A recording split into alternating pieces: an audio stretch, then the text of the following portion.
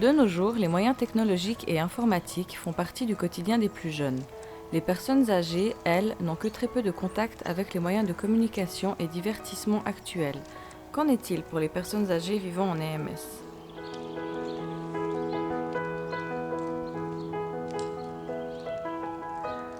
Les résidents de la Fondation Silo, établissement médico-social à Échichan, n'ont pour une grande majorité aucune connaissance des nouveaux moyens de communication tels que les smartphones, tablettes et ordinateurs.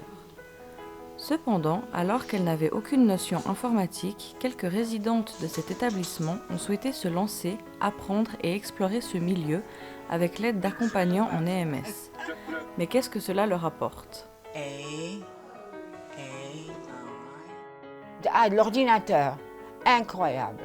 Je croyais jamais que j'y arriverais, d'abord. Et puis, je pensais que c'était beaucoup plus difficile. Mais ce n'est pas difficile. Et puis, ça venait, chaque fois que je faisais un peu plus long, ça allait plus vite. Et ça m'encourageait beaucoup. Vraiment, c'était une chose exceptionnelle pour moi. Ça m'apporte la vie, ça m'apporte l'envie de me réveiller le matin pour être en contact avec mes enfants. Je suis en Suisse et mes enfants sont au Canada, à Londres et sur la Côte d'Azur. Alors 4 pays pour 4 personnes, c'est un peu trop. C'était un miracle au fond, et qui ne m'intéressait pas, mais maintenant je suis passionnée.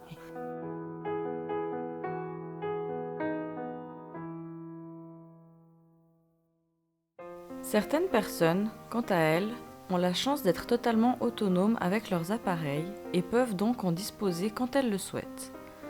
Ces moyens sont-ils pour autant facilement utilisables pour une personne d'un âge avancé ?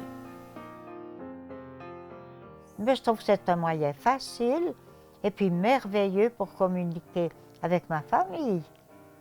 Je tâche de ne pas l'utiliser plusieurs fois par jour parce que j'y mettrais trop de temps pour dire vraiment, mais en tout cas chaque jour. Le but, bien sûr, c'est aussi en pensant à mes petites filles qui sont loin. Elle m'avait dit, avant de repartir au Texas, mais tu sais, j'aimerais beaucoup que tu aies un iPad. C'est pas grand, ça se tient, on peut le tenir dans nos mains, quoi. Et puis que tu puisses m'envoyer des messages et en recevoir. Donc, puis je me suis dit, mais c'est important, si une de mes petites filles a envie que j'ai un iPad, c'est important que je l'ai, et c'est de là que ça est parti. Le personnel de l'établissement est à la disposition des résidents souhaitant utiliser ces moyens pour communiquer avec leurs familles et proches. De quelle manière les collaborateurs de l'EMS organisent-ils des activités autour de ces moyens de communication modernes ? Alors on organise individuellement des moments avec ces personnes.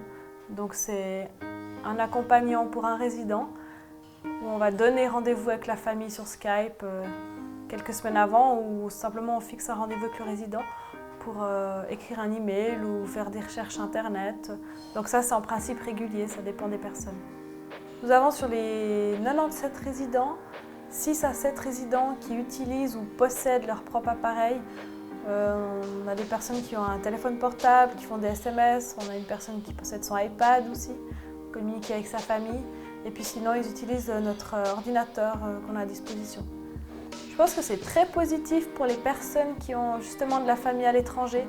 C'est vrai, on a des personnes qui disent, ben voilà, j'ai pu parler à ma fille, ça a égayé ma journée. Voilà, c'est vraiment positif. Et c'est des très chouettes moments.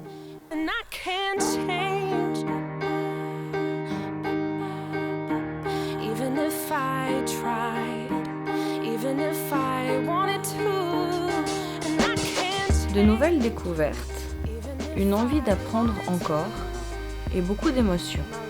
Voici ce que vous diront les résidentes qui se sont lancées dans ce qui était pour elles l'inconnu.